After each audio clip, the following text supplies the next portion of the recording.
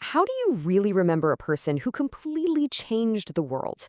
Nearly a decade after Mahatma Gandhi's death, India's first Prime Minister, Jawaharlal Nehru, gave this incredibly personal and profound reflection on the man he knew so well.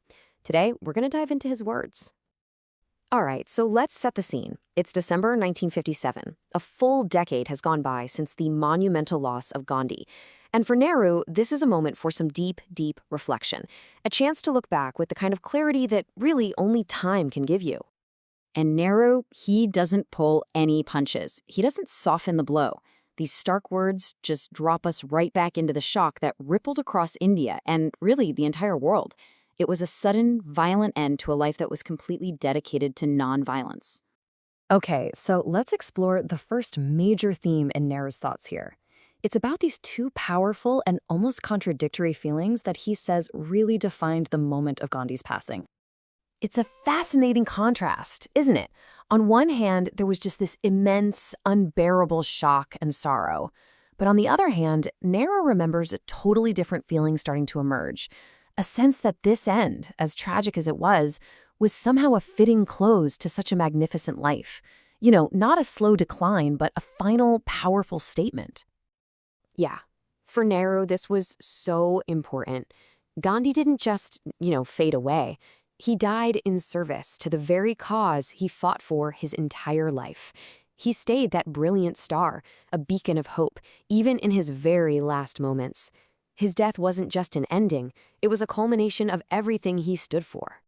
And this leads us right to the heart of Nehru's message. How should future generations, the people who never got to know Gandhi in person, how should they truly remember him? I mean, think about it. This is the real challenge, isn't it? When a person becomes a legend, a tradition, how do you hold on to the actual, true essence of who they were, beyond just the stories and the statues? So Nehru throws out this image that, let's be honest, a lot of us have in our heads, that familiar picture of Gandhi in his later years. But he argues that this picture is profoundly incomplete. It's even misleading. And this is Nehru's passionate counter-argument. He urges us, he begs us to remember Gandhi not for his age, but for his prodigious energy, a vitality that was like a spring, literally representing the birth of a new India.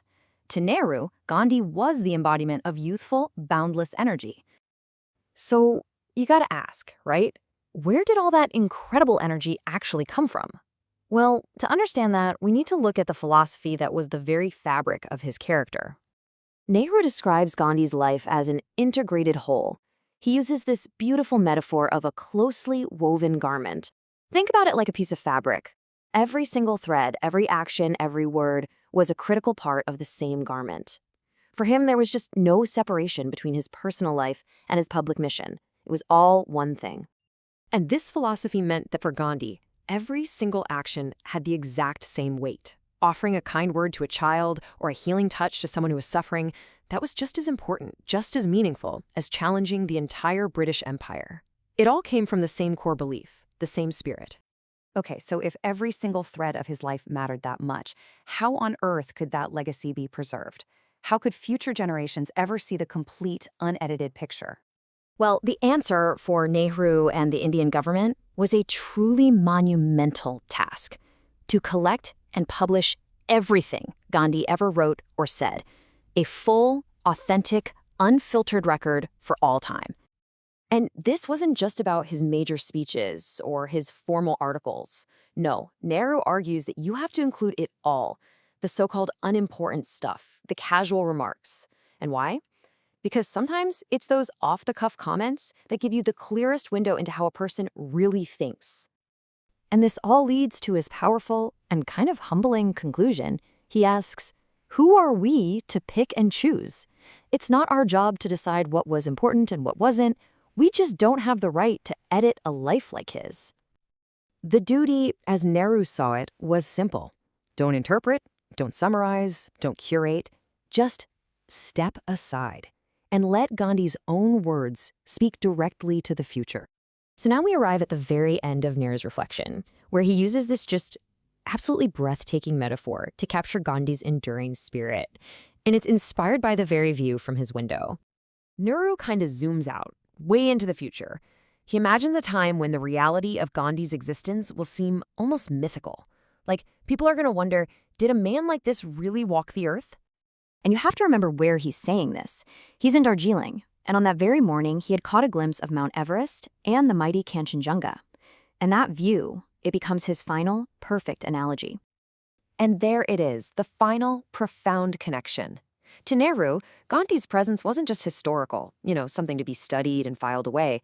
It was geological. He had the same calm, immovable strength, the same ancient, timeless quality as the world's highest peaks. He wasn't just a man who lived, he was a permanent feature of our world's landscape, forever there to look up to. So Nehru's reflection really leaves us with this huge question, doesn't it?